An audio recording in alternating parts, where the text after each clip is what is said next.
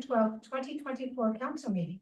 Members of the public were provided with the following methods to watch and or participate in this open meeting. You can attend in person at Collect Dumfries Community Complex. Attend electronically via Zoom to observe the meeting or to speak to an item on the agenda. You can also watch the live stream by accessing the meeting on the Township YouTube page. Also, submitted written comments to the clerk's division were provided to council members and will form part of the public record. I'd now like to call the meeting to order and final approval of the agenda, please, Councillor Tilley.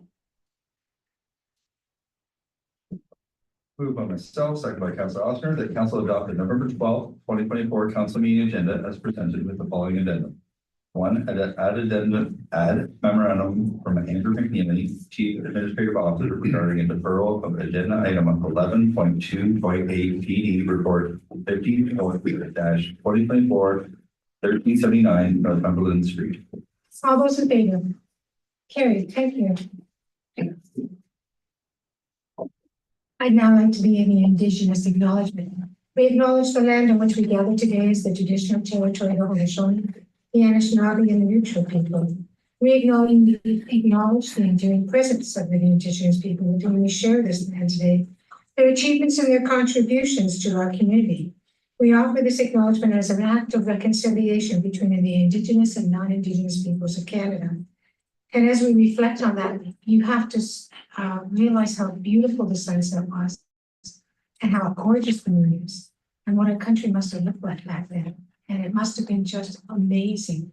And to have a nation stewards of the land and to exist all through time today, to still be those stewards should make us very proud. So let's reflect on what we have and those we share with.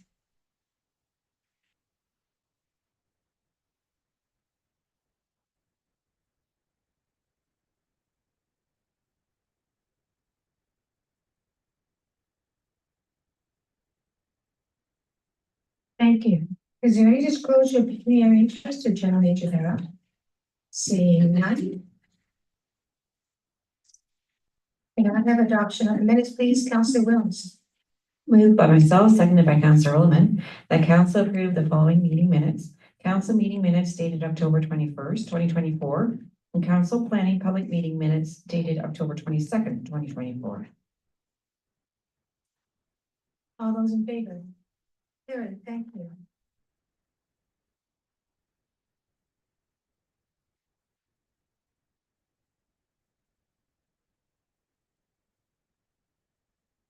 Is there's any request to lift consent agenda items for separate consideration?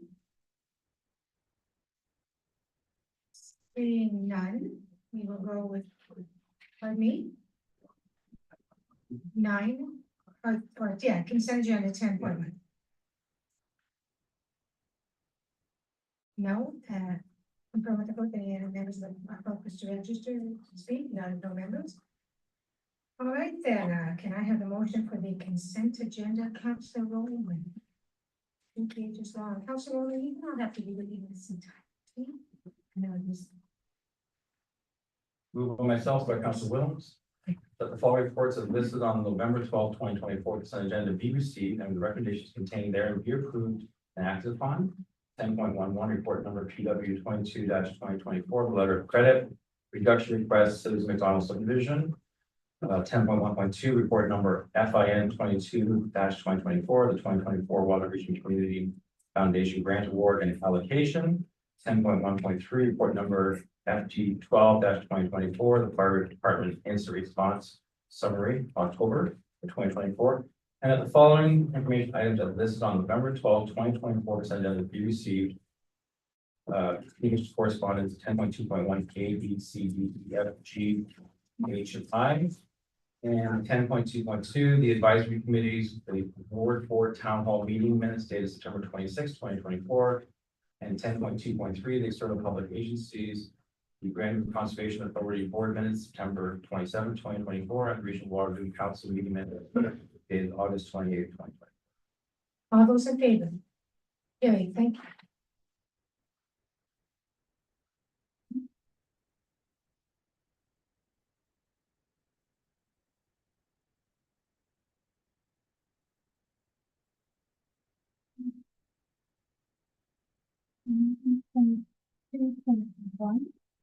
For their 200 New Year's Eve event, is there any questions or comments? Seeing none, Councillor Austin, please. Moved by myself, second by Councillor Tilly, that council receive rec report number 27-2024. And that bylaw 3518-24 being a bylaw temporarily to close Stanley Street from Northumberland Street to Piper Street and Piper Street from Stanley Street to 29 Piper Street between the hours of 5:30 p.m. and 6:45 p.m. on Tuesday, December 31st, 2024, to accommodate the Air 200 New Year's Eve fireworks be enacted, and that council grant an exception from fireworks bylaw number 3325-22 to allow for the display of fireworks at 29 Piper Street on Tuesday, December 31st, 2024 by the Air 200 Committee as a community event with a condition that the display concludes by no later than 6:30 p.m. And that council grant an exception from the noise bylaw number 3421-23 to allow for the display of fireworks at 29 Piper Street and associated amplified sound on Tuesday, December 31st by the Air 200 Committee as a community event with a condition that the display concludes no later than 6:30 p.m. All those in favor? Carried, thank you.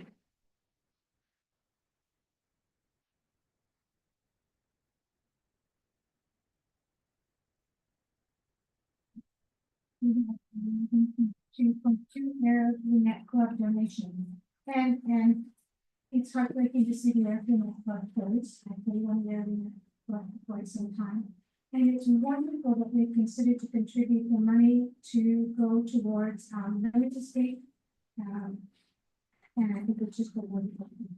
And my mic wasn't on, so there you go. So I want to commend the Air Net Association and Club. They were an intricate part of our community and we appreciate this donation tremendously. Can I have the motion please, Councillor Williams? Moved by myself, seconded by Councillor Williman, that council receive REC report number 28-2024, and that council accept the cash donation of $25,000 minus any bank account deduction fees from the former Air Ringette Club to be allocated towards providing learn to skate clinics and workshops to the North Dumfries youth in 2025 and 2026.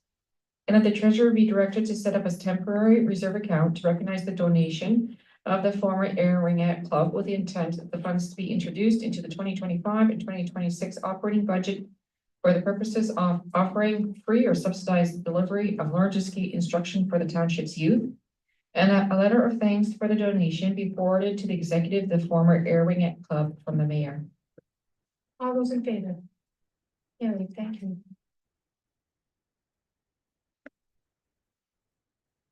Next is the proposed revision of the fence bylaw. Is there any questions or comments anyone has? Councillor Austin. Thank you, Madam Mayor. I just want to confirm that for residential zones that it says we've got a rear yard maximum of 7 feet. I just wondered if the interior side yard we considered going any lower than that. And then the front yard maximum 3 feet, does that include trees, bushes, hedges, and how far does that 3-foot fence need to be from the property line? Justin. Through you, Madam Mayor, to Council Oster. Excuse me, the trees and hedges are covered under our property standards and lot maintenance bylaw. There are setbacks that are required through that bylaw for daylight triangle and corner daylight triangles, driveway visibility triangles. So that's included in that bylaw. The fence bylaw was never meant to include the hedges. The side yard, if you look at the diagram that I provided, the side yard does not cross in front of the house. So that's why we left it 7 feet on the side yards, the interior side yards. And as far as the 3 feet, that could be right up to the property line. There is a setback required if you want to go any higher than 3 feet. in the front yard. Okay, thank you, Justin. But my question as well includes, if you have, when you have in cul-de-sac, for example, you have a home that borders the edge here and the next home is kind of in an angle and the street goes that way. Does that 7-foot side fence go to the corner of the house that it's being built on, or is it taking into consideration sight lines from the house beside it? Because if you had a house, sorry, I feel like I'm Italian, I can't use both my hands. Yeah, so there's a lot of homes where you have, if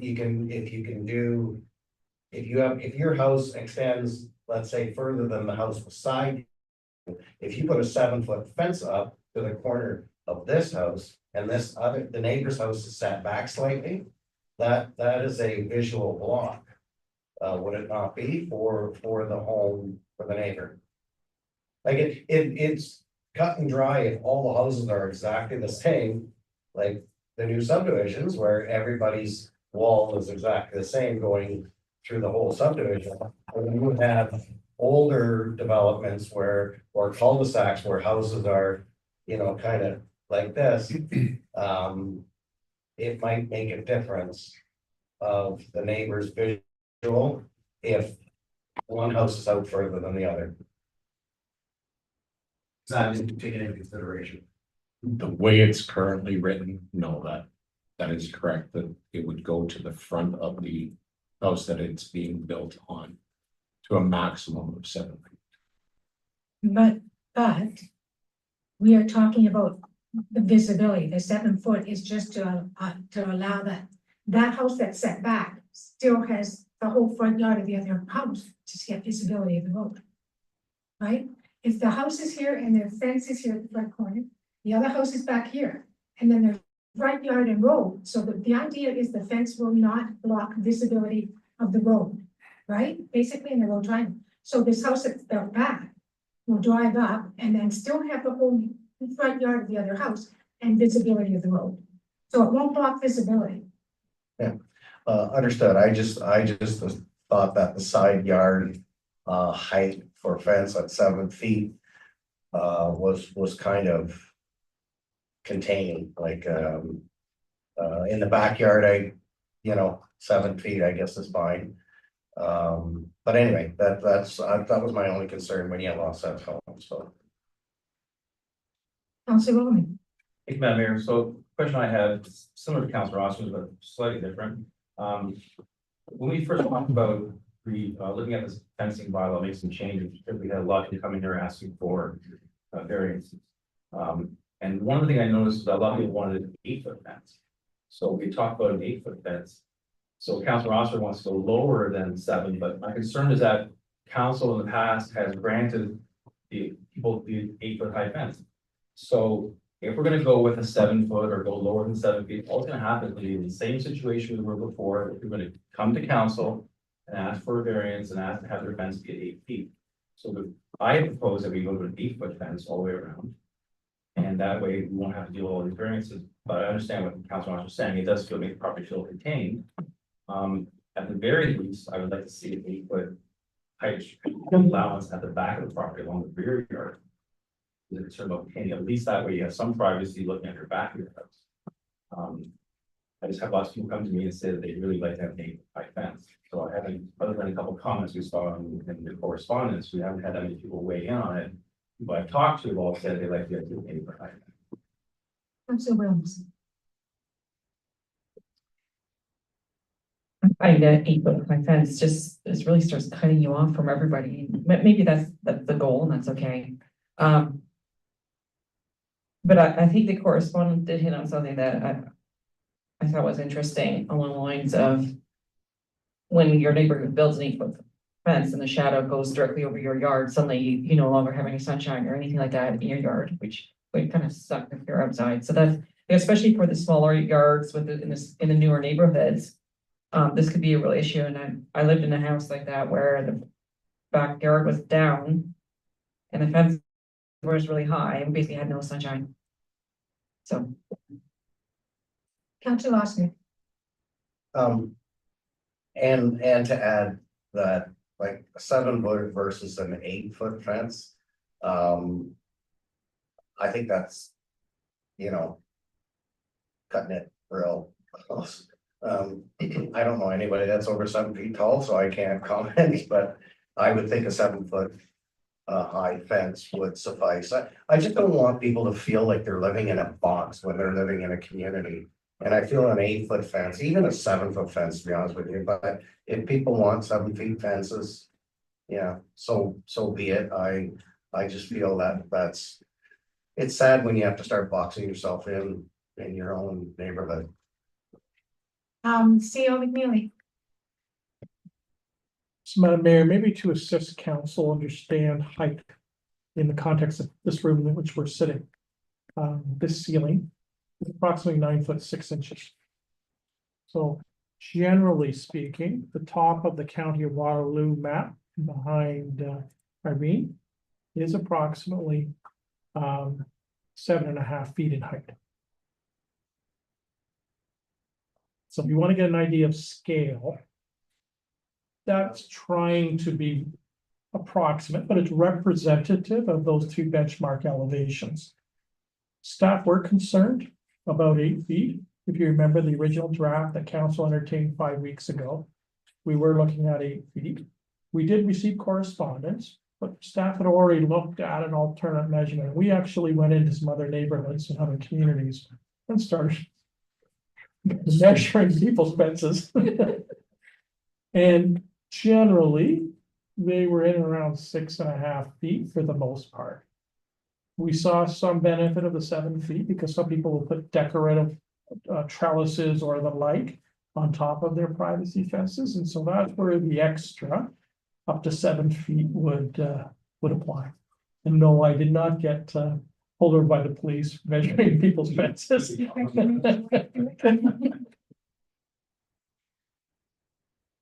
Councillor Teddy.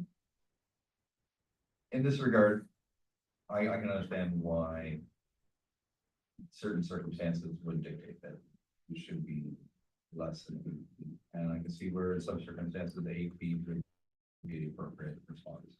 I don't think we're gonna make any perfect rule here. I think we're still gonna have to do either or. Though, the one thing that I don't know if was taken into consideration, and of course is one of the issues, is you can't buy 7-foot boards. So you want to put a straight slab, you're gonna end up wasting off a foot of board. So I'd probably come to council and ask for maybe like fence if I want something like that, and I think that's open to everybody's opportunity. So that's not my real point. Councillor Roman. Madam Mayor, so the reason why I brought the 8 foot fence and staff, I'm sure the building department has noticed, is a lot of the new houses that are being built, especially in the infill lots, they now have these apartments in the basement. So what's happening is they have these bigger windows in the basement, egress windows. The house I saw being built on Hall Street stands very high on the street. So if you have a 6 foot high fence, suddenly it doesn't really do much. And in Piper Street area where I am, there's lots of new houses being built, so it's a lot much higher than the old house. Like my house is a lot lower than some of the new houses behind me. So I find when these people are in their houses on their back decks, whatever, they're looking right over my 6 foot fence. So I know that if you're doing infilling, new houses are sitting a lot higher, and that's why people are asking for a higher fence. I see no further comments. Can I have a motion, please, Councillor Roman?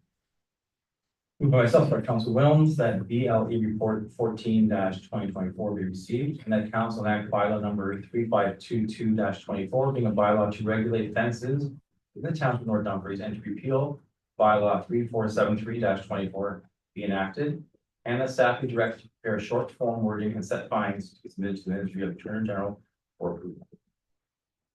All those in favor? Carried. Also, Justin, you highlighted a lot of the stuff that was changed on one of the pages. I think it's 83 or 85. It was my, and you changed it to May, but the my still in there. You'll find it.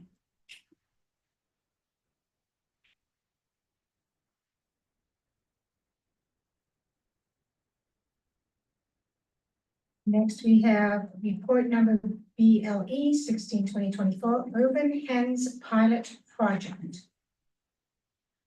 Okay, anybody want to speak on this? Council Williams, then Council Oscar. So I have a procedural question first, and it's like, so if we do go ahead and put this bylaw aside for now, would there still be opportunities later to look at this again within this council period, or would that mean that for now it's done? CEO McNally. So Madam Mayor, through to Councillor Wilms, bylaw actually has lapsed because there was a hard and fast date in terms of the duration of the pilot project, and that time has come and expired. This report is to ask council, do you wish to restart either a discussion or a pilot project related to urban hens? Council Oscar. Thank you, Madam Mayor. I'm sorry, I'm just pulling this up about, so my question is if we do staff recommendation on this, that means no more chickens.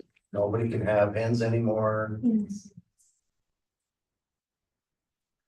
in air. Are you talking about in air? Okay, so that's what I'm talking about. But it's okay for them to have chickens in wards 3 and 4. So I need to clarify within an agricultural zone classification. So it's not exclusive to urban air. Animal husbandry, which includes the raising of chickens, is not a permitted use as of right in any residential classification. So we'd be talking about the rural settlements, some of these state residential subdivisions, or urban air. Animal husbandry is only allowed in the Z1 classification. The pilot project and the permissions established under it did allow for the raising of hens under certain principles with a permit and certain benchmarks being achieved. So just to follow up on that, then this bylaw, as I mentioned, it will not, like, this is getting rid of it, so. Because the whole idea of this pilot project was for people to have, you know, a few chickens, some eggs, educational thing, learning things for kids, etc. And there was a fee associated with this permit. I'm just wondering if maybe that fee was the deterrent. Because if you have to put a chicken coop up and then get, you know, 5 chickens or whatever, and then pay a permit fee, all of a sudden people are going, well, it's not really worth it because now I gotta feed the chickens, you know, so it's like, you know, you have a vegetable garden, not to save an awful lot of money, you have a vegetable garden to grow yourself some homemade food. But I have not yet made money from my garden. It's cost me more money than going out and buying the vegetables. But the thing is, I think that a lot of people that wanted this, wanted it for therapy, for their children, for healthier food, eggs, etc. I don't think they were looking at this as making any money or anything. And I'm just wondering if maybe that the fees associated with it, permit wise, which really doesn't do anything but charge them for a permit. I'm just wondering if maybe that was the deterrence of people doing this. And I guess we've had no backlash on this, so I guess it's not, you know, so that was just my thought on the process. Council Williams. I concur with Councillor Oscar here. I don't see any issue with raising chickens and a lot of properties, but I think that in many ways that the bylaw that was written was pretty restrictive, like a dog tag costs you $10, but to get a permit for a chicken is $250. You know, it feels like it was a little bit more designed to discourage people rather than to allow an entryway to having chickens if that was something that their family was into. But at the same time, I don't, unless there's some renewed interest in this. I haven't heard any. I think we should just let it go for now. Councillor Taylor. Councillor Taylor. So I'm aware of numerous people that have chickens in the backyard. And it's almost like a agreement between the neighbors that that's a acceptable thing. Goes along with my request to legalize four-wheelers to run in wards 4 and 3, where farmers are already doing it.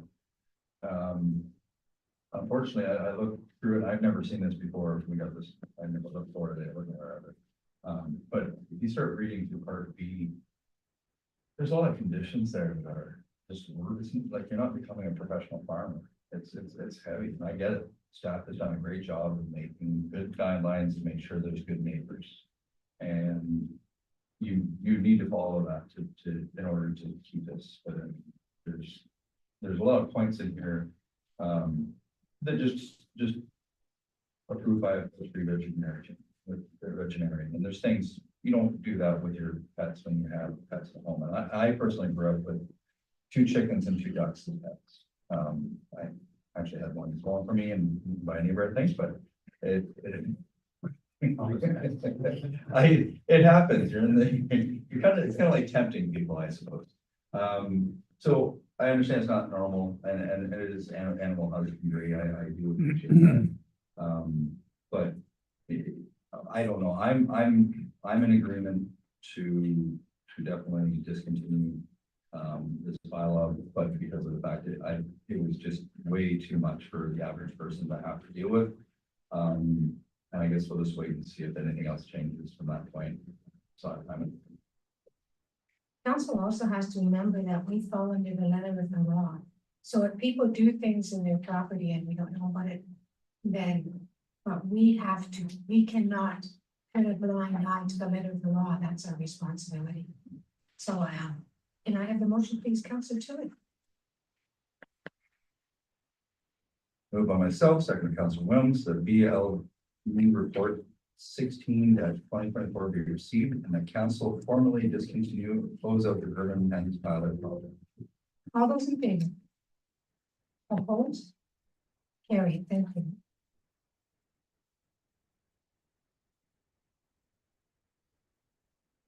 Next is the letter of credit reduction. Any questions or comments? Seeing none, Councillor Austin, please.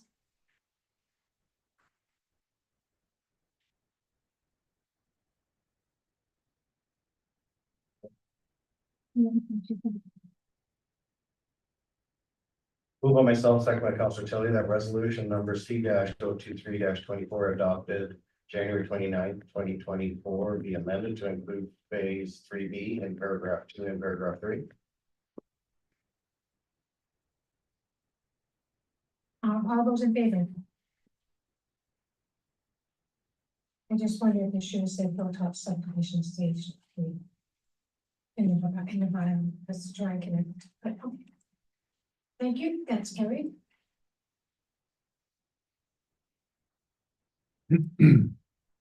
Next is the no parking for Bruce subdivision. Any questions or comments?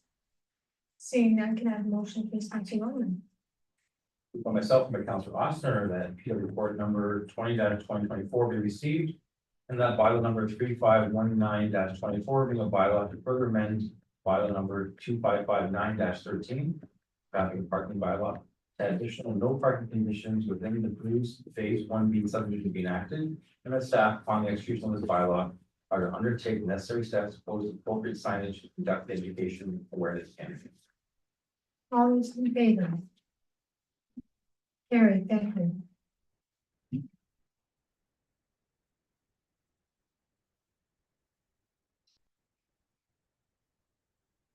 Next is the animal control agreement renewal. Any questions or comments?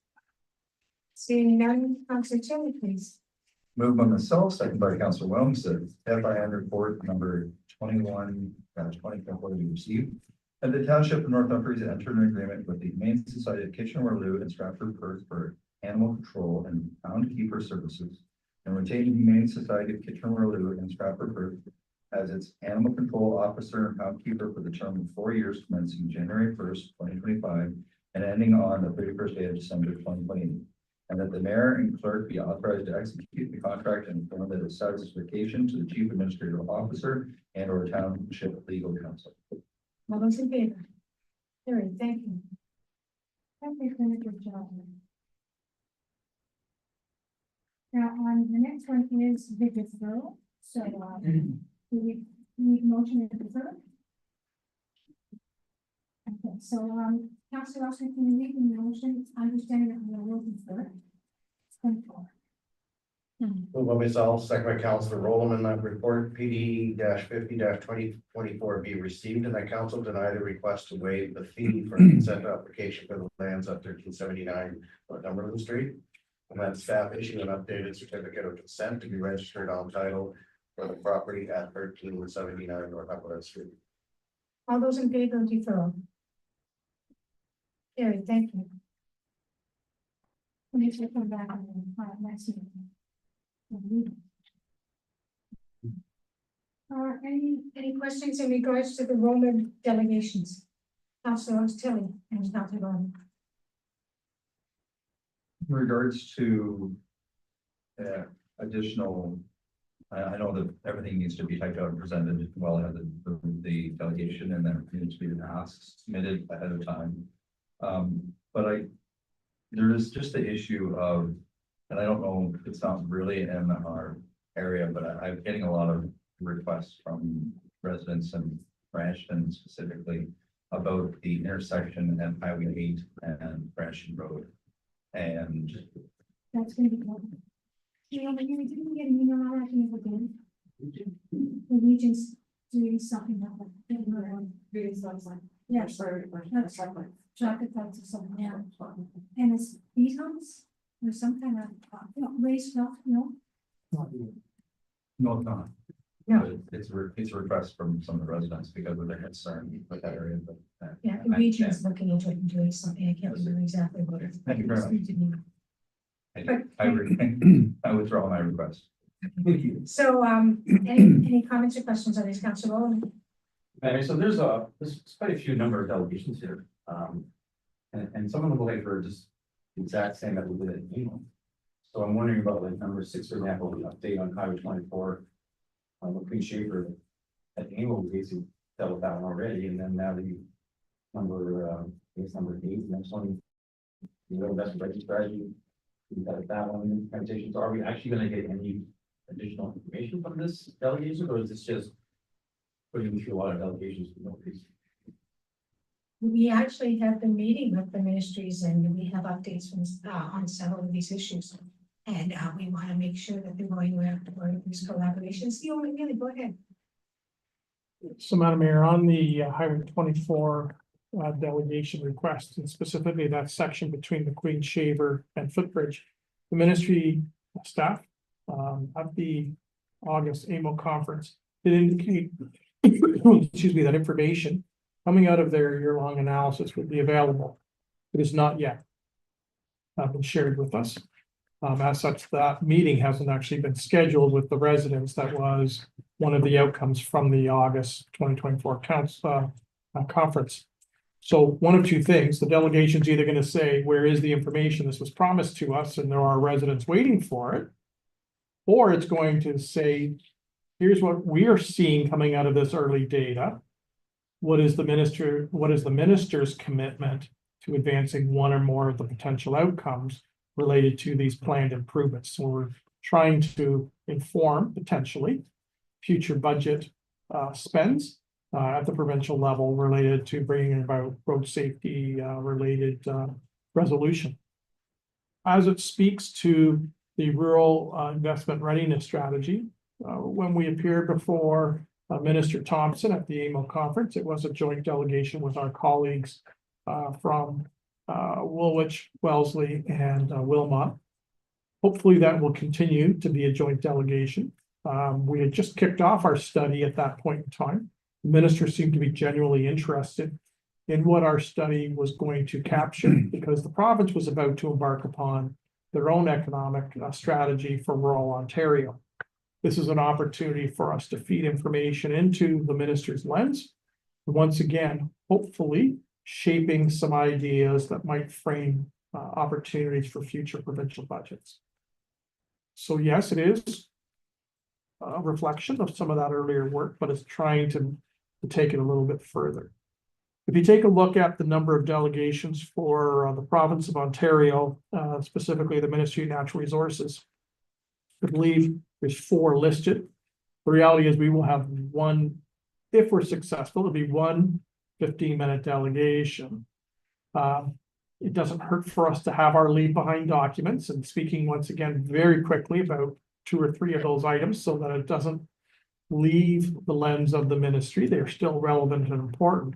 But we actually may focus more on the aggregate licensed sites and the need for new licensed sites within the greater Golden Horseshoe area. That report was released about 2 weeks ago publicly. And there is some information that is relevant to, well, we're captured under the broad envelope of Waterloo Region. But when you see Waterloo Region and the tonnage, the vast majority of what's being generated is actually North Dumfries. And so, you know, maybe there are opportunities where we're going to be promoting the idea of more recyclable aggregate material, which reduces the need, perhaps, for more virgin aggregate material, which may then slow down the uptake or need for new licensed sites or expansions to licensed sites. Just because we've had a certain concentration of aggregate in our asphalt or our cement the last 50 years doesn't mean that's appropriate for the next 50 years. And, you know, how do we want to use this finite resource more effectively? So it's having that kind of a discussion with the ministry rather than just a data drop. What does the data tell us? What opportunities exist? Councillor Tilly. This year's Roma 2024, I witnessed during our delegation with the Ministry of Transportation, basically them acknowledging that they thought that had been dropped, that the concept was no longer something being pursued, that there was a change that they weren't aware of, and it was that this sparked that renewal of going at it again, which was excellent. And I mean, other than everything else, every point that the mayor and the CAO pointed out, at least it's a little reminder and forward. Hopefully, I mean, it could be just patting us nicely on the back and saying, "Have a great day, thanks for coming by." But hopefully, it does something. In my opinion. And I'm going to stick my neck out here and say that if the region cannot provide us with transit, and we have been asking for over 20 years, then I want to go to the province and say, let's do it ourselves. And, but there is a meeting coming up. Gee, off the head, do you remember what date it is, Andrew? I apologize. I'm going from memory, but I believe it's the 20th of November. And, it's in regard to transit. It will be in McNeil Hall here. I hope many of you can turn up. I can't. Regional meetings. It's interesting to put on a regional meeting. So, yes, and other transit options have approached me at both Burma and Nema with very nice transits, quite affordable, 20%. But we will have to talk about whether the region can supply us with a fair and equitable transit system. So, that's done. Can I have the motion, please? Who's reading this one? Councilor. Who are you, Councilor? Moved by myself, second by Councillor Tilly, that seal report number 19-2024 be received. And that staff be directed to submit delegation requests with the provincial government of the 2025 Roma Conference on behalf of the township as follows. 1. Ministry of Natural Resources, consideration of a comprehensive review and engagement on the Aggregate Resources Act Associated Development Review approval process. 2. Ministry of Natural Resources, consideration of establishing a minimum separation distance between licensed aggregate operations and urban rural settlement areas. 3. Ministry of Natural Resources, enhanced rehabilitation standards for aggregate sites. 4. Ministry of Natural Resources, licensed aggregate sites and need for new licensed sites in the greater Golden Horseshoe area. 5. Ministry of Sport, a capital grant program for the construction, major rehabilitation of recreation and leisure community facilities. Number 6, Ministry of Transportation, update and next steps, Highway 24, the Brantford Highway, study McQueen Shaver Boulevard to Footbridge Road. Number 7, Ministry of Finance, municipal priorities for consideration of 2025-2026 official budget. Number 8, Ministry of Rural Affairs, rural investment readiness strategy. Number 9, Ministry of Health, physician and healthcare practitioner recruitment strategy, and 10, Ministry of Transportation, rural transit strategy. All those in favor? Yeah, thank you. Andrew, I'm meeting with Beth and Thorley in a couple of days. We'll talk about that, okay? It's Thursday. It's Thursday. Yeah, a couple of days, yeah, okay.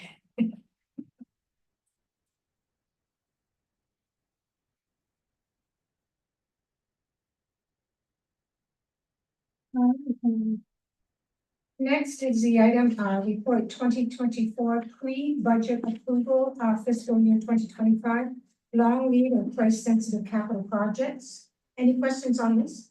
Councilor Lawson?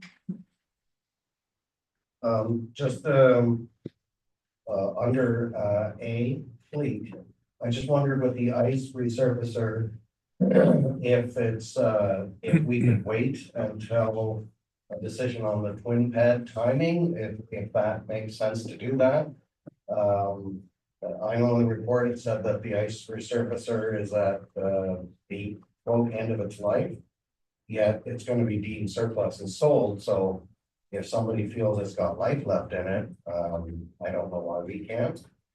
So that was question 1, and question 2 on fleet was the zero turn mowers. I'm wondering, has staff ever looked into, I know a lot of the landscape companies and that they will lease their mowers rather than purchase them. I wondered if that was anything that cities and townships were doing. I don't know if you want to answer those first 2 questions before I go on to my last question on infrastructure. So, Madam Mayor, in the absence of the director, the ice resurfacer is the 2011 ice resurfacer. It is at the end of our operating life based on our life cycle analysis, and we are witnessing increasing repair costs and reliability.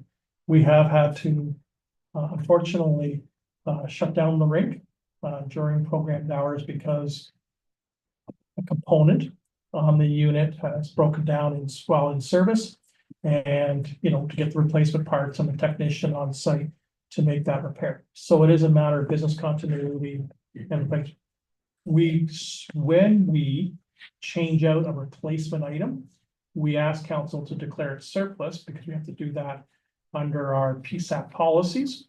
And we do put it back into the marketplace, but it could be a person who has their own private rink that buys the unit. We don't know who the end user is. But from us, it's a matter of reliability. We have one ice resurfacer at each arena. We can't float them back and forth between the addresses. The other on the zero turn, before I arrived, the township actually did lease its lawnmowers. And our cost was fairly high in terms of the charge that we were being levied per hour and the condition in which the units had to be returned at the end of the season or at the end of the contract. And there was a quite sizable levy in terms of cost as the apparatus were returned. We have found having our own ownership, our own maintenance of the equipment has proven to be fairly successful. These 2 units were purchased. They were actually the first 2 units that were purchased after I arrived for the purpose of moving away from a lease. And once again, they have performed well. They've been part of our inventory. They're part of our regular maintenance schedule. But once again, we're finding a reliability issue as they're coming toward end of life. Councilor Lawson? Thank you, Scenario. The last question is on Public Works, the annual road resurfacing rehabilitation program.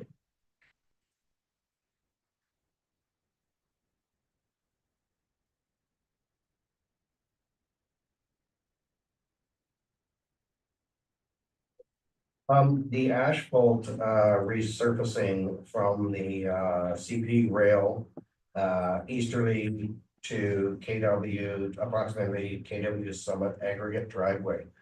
My concern with Greenfield on that part of the road is that there because of the gravel pits, et cetera, there are a lot of heavy trucks going up and down that road, as well as the transport trucks that are coming out of the area of businesses, et cetera.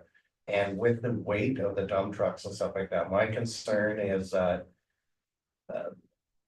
now, I don't know, I can't remember exactly when the last time that section was paved, but I know, I remember when it was paved. I'm just worried that these large trucks, heavy trucks are damaging the roadways, and is there any recourse from the gravel pits, et cetera, that we can apply? Because when we put down no new road resurfacing and it's heavy use by heavy trucks, that's a concern. And the other thing is the fact that they are used by heavy trucks and dump trucks, et cetera. The substrate of the asphalt, et cetera, does that take that into consideration so it doesn't break down so fast?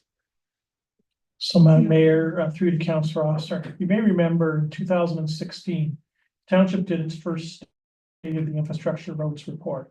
And a key component in the terms of reference, and what we asked the consultant to do was identify those roads that we actually allowed heavy trucks to utilize.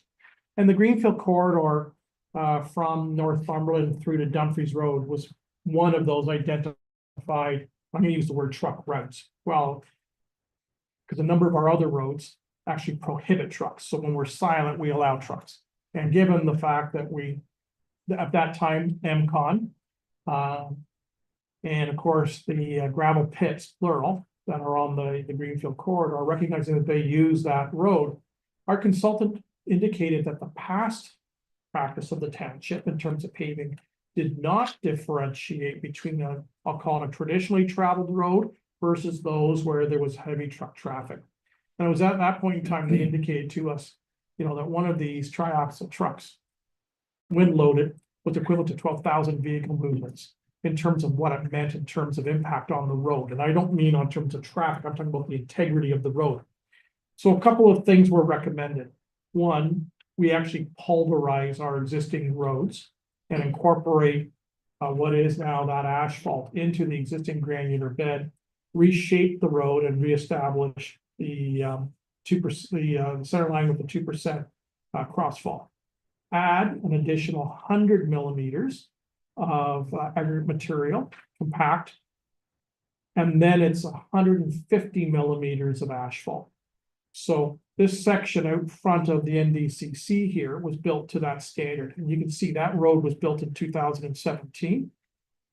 And that road is holding up to that traffic. It's not rutting, the edges aren't breaking down, because two key things. The road was built up properly, but also of equal importance, we made sure that the water and the road bed could drain. One of the historic issues was the grass along the edge of the road was actually trapping some of that water, either leaving the surface and or wouldn't allow the substrate to drain. And so it was becoming super saturated. So with the weight of the trucks, it was accelerating the depreciation of the life of that asphalt surface. This section that we've identified between the CP rail corridor and the KW Summit is the last piece between Dumfries. Sorry, that's not true. You have the S-bend right at Dumfries, but this is the last section for the majority of that corridor that hasn't been improved. And we have witnessed through the summer accelerated depreciation of that surface, and it's actually turned mostly into an alligator skin, and we're getting severe rutting. And we're concerned that if we don't make this improvement, there's going to be very little there for us to even patch, just because the road is going to scale and fall apart. Thank you. Any further questions? Councillor Williams. I had a question with regards to the facilities, the ACC chiller replacement and hydro upgrade. So that's going to come in at $162,000, which seems a pretty hefty price to pay for something that hopefully we don't have to use in the next year or two. Like we're hoping we've got the grant application out with the federal government for the twin pad. So just, I don't know, I'm just wondering about whether or not that's a worthwhile project to spend money on. I know if that we don't, then that means, I guess in September, there's no ice anymore in ACC regardless of what that's about, but it just feels like a lot of money. Thank you. Madam Mayor, through to Councillor Wilms. As we noted in the report, we have a TSSA certificate on the existing ice plant. It lapses as of September 2025. We have been told that we will not get a renewal on the ice plant without changing out the chiller unit. So we have brought reports to council in the 2 last periods of August, talking about an interim to buy us some time until such time as the twin pad is constructed. I will concur, this is a throwaway expense if the new arena is available 2 years out. We have to remember that once we break ground, we generally have an 18-month construction window. So, you know, we don't know yet whether we've got the federal funding. So that's our first question mark. So I can't tell you when we'll actually be able to start construction, because in that grant or access to a similar grant, in that value is tremendously important to the success of being able to finance and fund this project. Being a twin pad. But we still have an 18-month window once we actually physically break ground. So we're up against 2 different things. We've got at least a 2.5 year period from right now under all favorable conditions before the new arenas are ready. We have an ice plant that will not be able to be fired up next hockey season or next winter season if we don't make the replacement. That's basically where we are. And the question is, if we don't do this, is council willing to only go down to 1 rink for at least a 2 to 2.5 year period, if not longer? Councillor Tilly. For the investment on the community. This is obviously, it's not a cheaper item, in comparison to things that are lesser money, but I do see that we definitely need more than 1 arena in township, specifically in here. And I know that we can probably give staff the challenge of trying to get us additional rental spaces at local areas and challenge them that way. That's going to come at a cost to the township as well.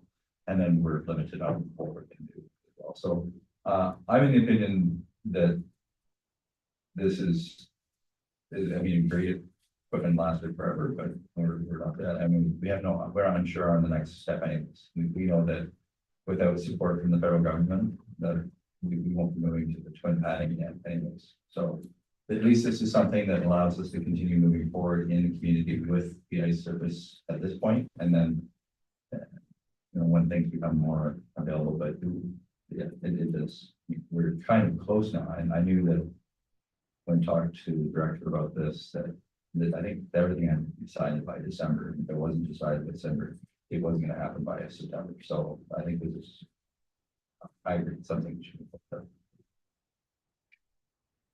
And I have the motion, please, Councillor Tilly. Oh, sorry, Councillor Overman. Mayor, I have a question on parks, specifically with regards to Browns Park. I'm just curious if council has entertained the idea of scaling this park back a little bit. Having a pickleball facility at Browns seems a bit much to me. Only, I'm not sure the population of Browns is, but seems like a lot of money spent on a park just to service maybe 100 people. So I'm just wondering, what's our strategy like on this park? I thought this park was just going to be sort of like similar to the park that we have, like Appleyard Park, just a small park with a small play structure and perhaps a small multiple sport. But putting in a pickleball facility seems a bit too much to me. CEO McNeely. I'll start it off, others may want to chime in. We have been in, we have not yet been to Roseville, but speaking with the residents of Branston, Clyde, and our first neighborhood grouping was with Browns. To a community, they've all expressed the desire for a multi-purpose court type facility that also lended itself to playing a racket sport like a pickleball. And these are integrated tight courts. And consistently, that has been something that's been put forward by the communities. Multi-purpose would be designed to allow for basketball, or if they want to play pickup hockey or something that required a hard surface. Obviously, the pickleball is smaller by footprint than tennis. It's about 3/4 of the size by area. But there was a consistent ask in each of those neighborhoods as part of the working meetings with the respective neighborhoods. Council Williams and then Council Tilly. Yeah, so in particular to this, the Browns committee, community is fully aware that, council has approved a certain amount of funds for this. And, they have come and made this specific request. They understand that, you know, there's elements in the park that they want. They're going to fundraise for themselves and they're going to make this a beautiful park. I'm just thrilled with a lot of the plans that they have there. This cost is not, like, it's not gonna cost any, like, we've already said, we're gonna provide a multi-purpose court, adding an extra line or two to make it a pickleball court is not going to break the bank. So I don't think, and we're not going to be spending more than our budgeted item on grounds. So I think, you know, this is something that the community is really looking forward to. And so I'd love to see that in action, so. Council Tilly. So in regards to this, because I've heard it between Clyde and I've now heard it in Branch. So my understanding is that we as council set a new set of standards for the leisure and community service. So a pad is part of the standards that we're supposed to have at any part for the community size park, I should say, community size park. So I think there are some features in the budget set at that. I don't know if it's an arbitrary number. I don't know if it's too high or too low, but I'm happy that it gives us an opportunity as a small community, both in the Clyde and Branch community, to add some features that are going to make some difference. Putting some park benches in it nice, and pathways in nice. But when the kids can make use of it in the adults, that the potential, we have, you know, very avid player of pickleball and Branch named Jim Ball, who would be happy to have something like that in our area, and up here a fair bit. He's been very verbal about that, and I myself am kind of excited just to speak to a moment about this. One of the things that I felt that the park has always lacked, even as a child growing up in a village, is something to do. It's always had some spaces. We've always been able to try to kill ourselves on the spinning roundabout toy and the climbing utilities, but nothing really for us to kind of do. We always played on the street for hockey. We wanted to play basketball, something we played in each other's driveways. So this gives an opportunity not only to do it with your friends, but potentially grow the community a bit too, because it gives the opportunity for people that don't know each other to want to a public space and, you know, space with force interact. So this, I think, is going to bring us into like the 1800s and give us a place to actually play as a community and interact. I little facetious there, but I'm very excited about this and for both locations, and I know that the community is very excited about that. And this is a much more built up area. So that's just the input from the area. Council Bowman. Madam Mayor, concern I raised is not necessarily focused on Branch or Clyde or Roseville. I'm just thinking about Browns. Browns is going to be very close to the new Cambridge West subdivisions. There'll be a big park there. We're spending a lot of money. If we keep that area, we'll spend a lot of money there on parks. So I'm just wondering about the timing of building a park at Browns, say the proximity of Cambridge West. All I'm suggesting is that we defer this for now and revisit it later. I'm not saying anything about Branch or Clyde. I understand what you're saying, Councilor Tilly, but Browns thing is a slightly different case because Browns is basically on the border of Cambridge, or will be when the new subdivision is built.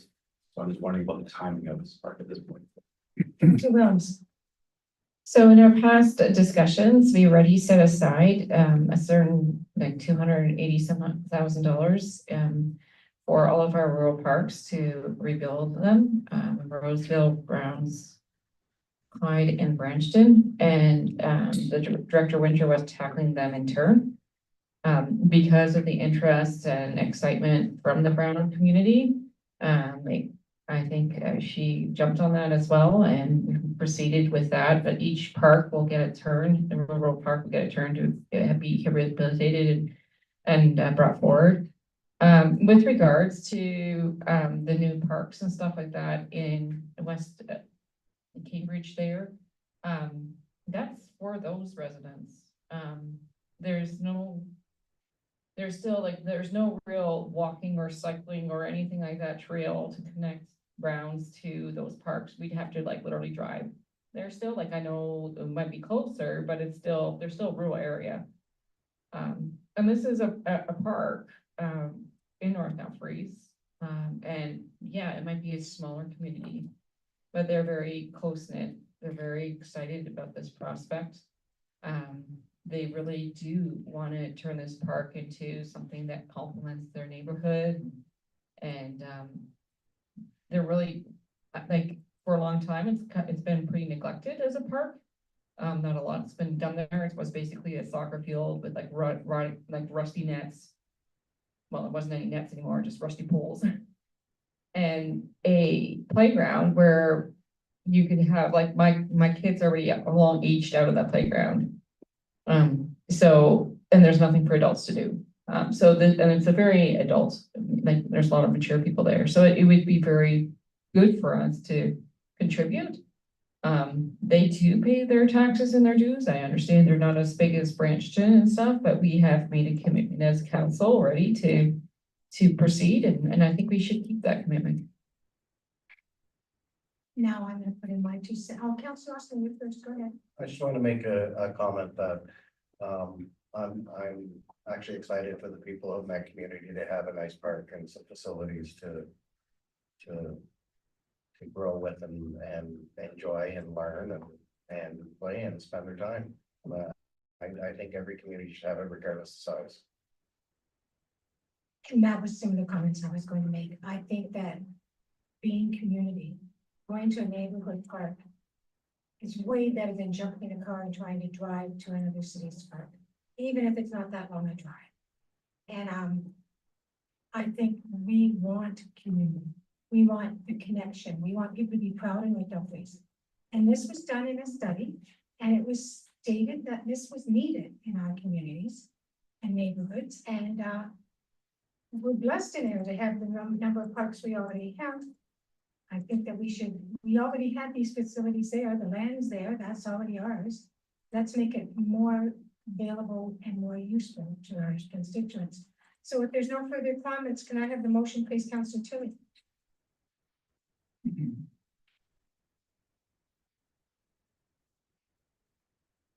Moved by myself, second by Councillor Williams, that CEO report number 2024 be received.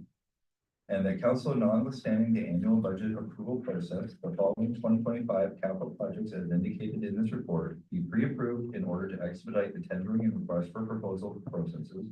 A, fleet, LNCS ice receiver, LNCS 5-foot zero-turn mowers, 2 units. B, equipment studies software, public works, state of infrastructure roads, finance development charges study, fire, EV blanket and under chassis nozzle. C, infrastructure, public works, annual road resurfacing rehabilitation program, public works, LED streetlight conversion phase 2, public works, Thompson Street drainage improvements. D, facilities, LNCS ACC chiller replacement, a hydro upgrade.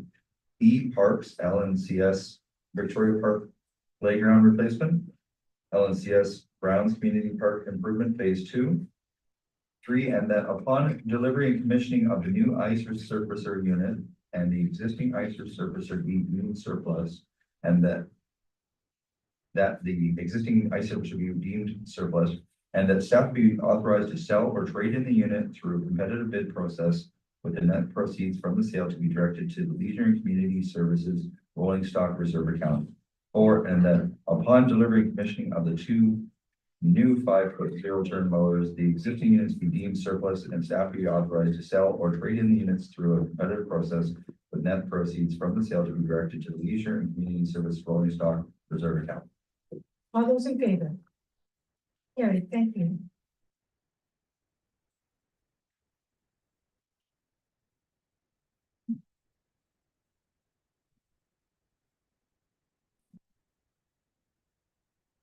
Items for action, correspondence received from Good Roads regarding the Ontario Rural. Correspondence received from the Good Roads regarding the Ontario Rural Road Safety Program. Any comments or questions? Councilor Williams. Based on our experience with the roads in North Dumfries and, do we concur with the conclusion that Good Roads has made that, our rural roads indeed are more dangerous than urban roads? I'm struggling a bit with that because, I kind of see it, but also because of the speeds and lack of access to, like, ambulances take a long to get there, but at the same time, I would say urban areas are pretty dangerous too. Zion McNeely, can you help us with that? So, Madam Mayor, generally speaking, posted speeds in the rural environment are generally higher than what you find in an urban area. Our topography, the width of our platforms, the vegetation, the drainage systems are all contributing factors that influence road safety issues. What Good Roads has indicated is that they've come up with a toolkit, for lack of a better term, that would be utilized to identify dangerous roads or where road safety could be improved. And it could be reconstruction practices, it could be additional signage, it could be changing grades, whatever. And they're suggesting because rural Ontario, Northern Ontario, it's such a small population on tax assessment base that these can be daunting costs. And so they're asking for potential funding. Good Roads, through their expertise, would be willing to partner with eligible municipalities and assist in terms of trying to develop better, safer rural roads to handle a growing population that's largely flowing through these rural communities. Certainly, I think the tenets of what Good Roads is putting forward makes sense. And, you know, it may be something that the province would entertain, especially coming from a recognized entity such as Ontario Good Roads Association and the credibility that they have with both the government and the industry. If I may, I do look at fire reports. Most of the fire calls are car accidents, motor vehicle accidents. So that sort of validates what it's saying. Any other questions? Can I have a motion, please, Councilor Williams? Moved by myself, seconded by Councilor Holman, that the correspondence received from from Good Roads regarding an Ontario Road Safety Program be received.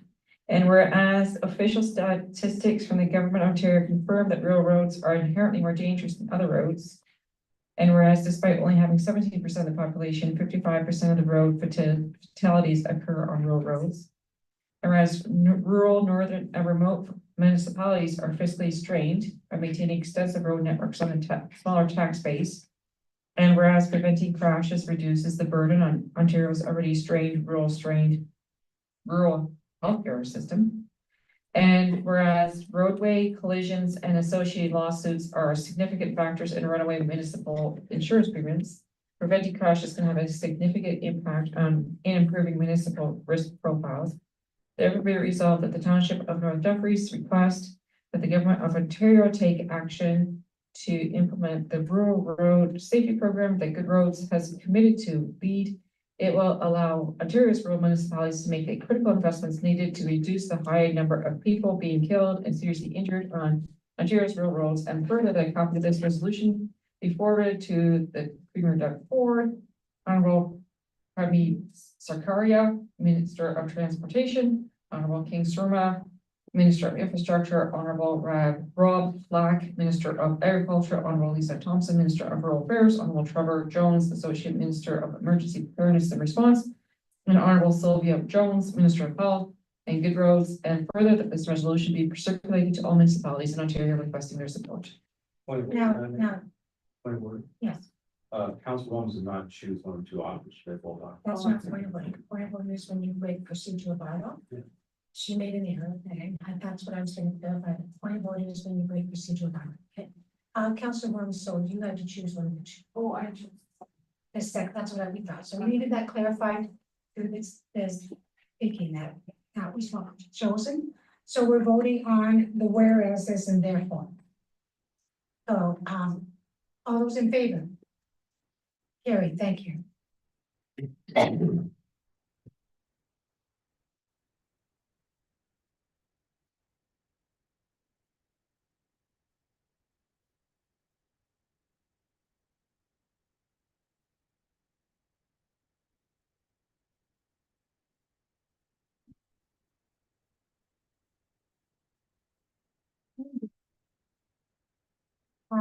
Next is the Prime Minister's Award, correspondence received from the Government of Canada regarding nominations. Did anybody want to nominate anybody, if they keep on anybody for the Prime Minister's Award? I know we had a lot of people put it forward lately, and we've had a lot of people win. Okay, so we'll just let you see it for information then. All right, can I have the motion, please, Councilor Williams? Moved by myself, second by Councillor Holman, that the correspondence received from the Government of Canada regarding nominations for the Prime Minister's Award be received. Here, okay.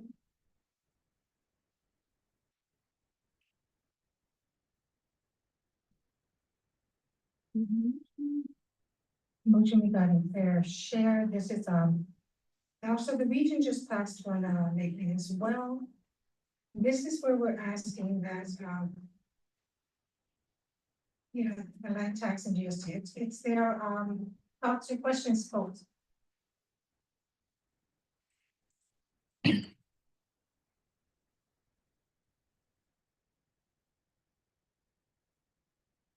Councilor Williams. Thank you. So one of the questions I had is that, it says that currently, you know, this land transfer tax and GST that's reflected right now anyway, so it wouldn't be additional tax. But I'm guessing they're being used for something. So wouldn't it cause additional taxes? Like, I was just a little bit confused by that aspect of it.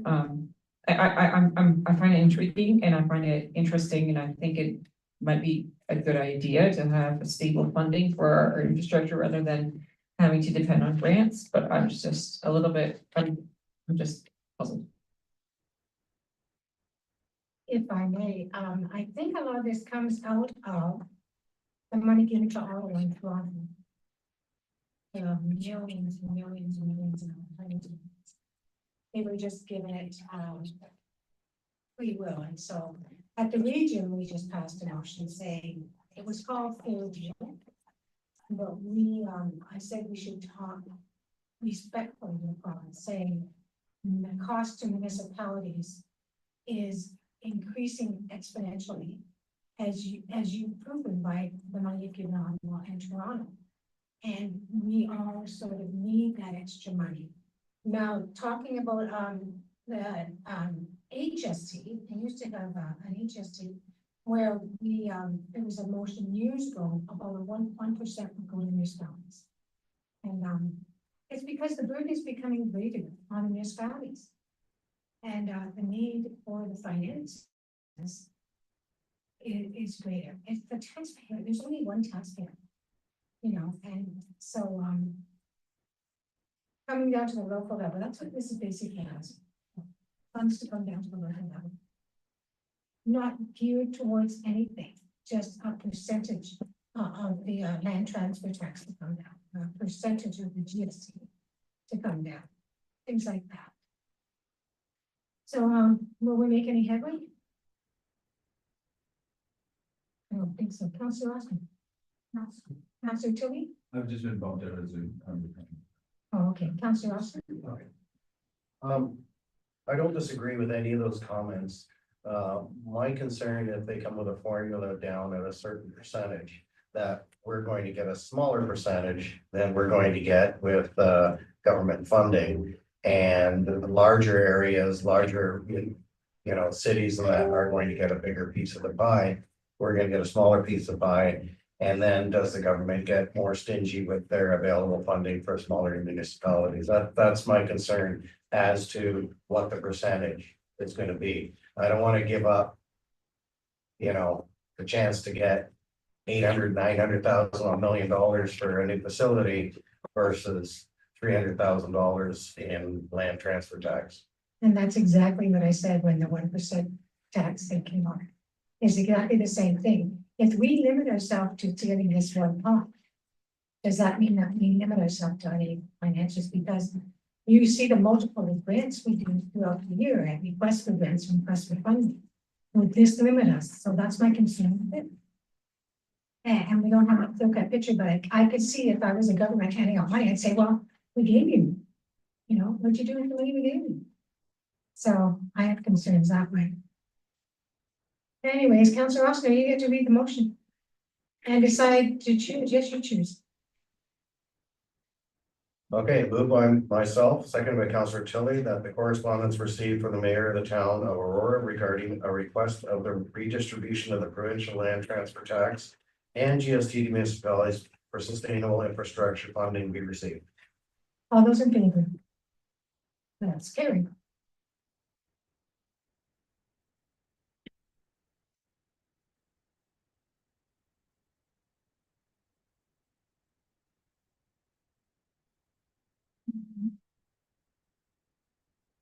Next is we're going to go into close. Councillor Oscar, the motion to go into close, please. Roland, Councillor Roland, I'm sorry. Moved by myself, for Council Tilly, that council move into a closed meeting session at 7:16 p.m. pursuant to Act Section 292D to discuss seal report number 21-2024, the 2025 cost of living adjustment, labor relations or employee negotiations of Act Section 292D and seal report number 2022-2024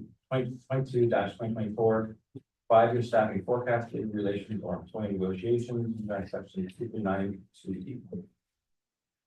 All those in favor? Carried, thank you.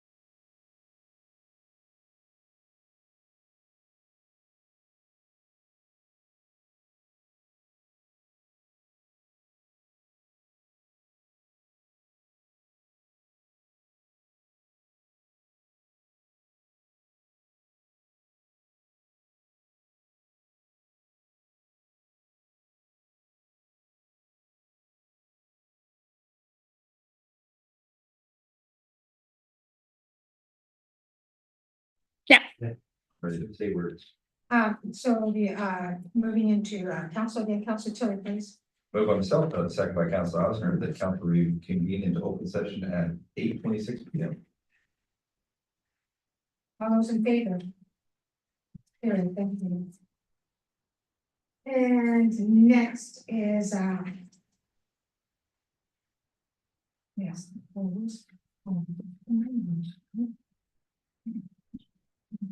So next, Council Williams, the labor relations, employee negotiations. Moved by myself, seconded by Councillor Tilly, that the Treasurer Director of Corporate Services be directed to carry in the 2025 operating budget a 2.1% cost of living adjustment COLA for all non-union staff, council members, and part-time volunteer firefighters effective January 1st, 2025, and that the Chief Administrative Officer be directed to communicate the 2025 cost of living adjustment as presented to the non-union staff and part-time volunteer firefighters. All those in favor? Carried, thank you. And Councillor Tilly, you're there, and you are going to do, an other report from the, RSM consultant. Moved by myself, second by Council Osmer, that the Chief Administrative Officer be authorized to retain the continued services of RSM building consultants on an as-required basis in 2025 to support the building division in the review of building permit application and inspection services. All those in favor? Carried, thank you. And next we have the fire department, the organizational structure. Council Rowland. Moved by myself and by Councillor Osmer that the fire department organizational structure be revised effective January 1st, 2025 as follows. 1. Expansion of the fire department complement the equivalent of 37 personnel, and 2. The 2025-2026 time period temporary expansion of the fire department the equivalent of 38 personnel. All those in favor? Carried, thank you. Okay, folks. Now we're at notice of motions. Councillor Osmer, please. Bylaws. Moved by myself, second by Councillor Tilly, that the following bylaws be read a first and second time. 17.1 bylaw number 3518-24, being a bylaw to temporarily close Stanley Street, Northumberland Street, or to Piper Street and Piper Street from Stanley Street to 29 Piper Street. 17.2 bylaw number 3519-24, being a bylaw to temporarily close Stanley Street, Northumberland Street to Piper Street and Piper Street from Stanley Street to 29 Piper Street. 17.3 bylaw number 3520-24, being a bylaw to repeal bylaw numbers 2861-17 and 3008-18, appointing lottery license officers. 17.4 bylaw number 3521-24, being a bylaw to assume municipal services in respect of registered plans 58M-440 and 58M-523. 17.5 bylaw number 3522-24, being a bylaw to regulate fences within the township of North Dumfries, to repeal bylaw number 3473-24. 17.6 bylaw number 3523-24, being a bylaw to confirm the proceedings of council on November 12th, 2024. All those in favor? Point of order. Yes, ma'am. It looks like bylaw number 3518 and 3519 is as spread out are the same thing. So I'm just wondering what's going on.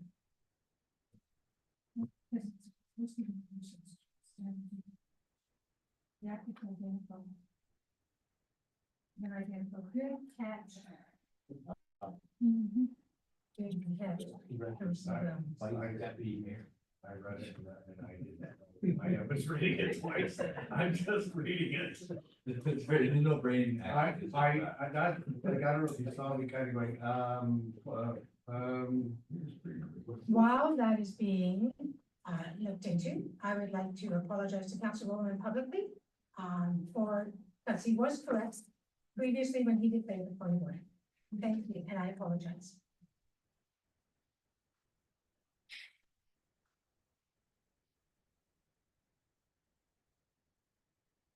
Madam Mayor, bylaw 3519-24 is meant to be a bylaw to amend the traffic and parking bylaw to add no parking areas within the Bruce Phase 1B subdivision. Oh, so you've got that, okay, that's supposed to be, 17.2, 351924, the Bruce. Bruce? Mhm.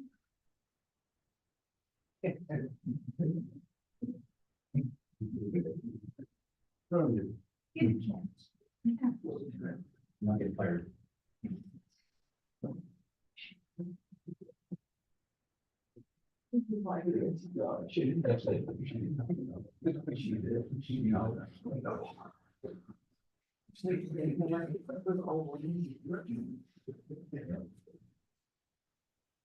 About 10 where you said. We were excited to shut that, right?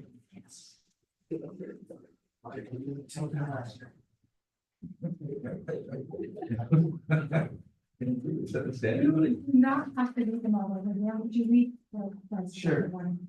Just to clarify. Or maybe we should point to work Wednesday. Yes. 17.23.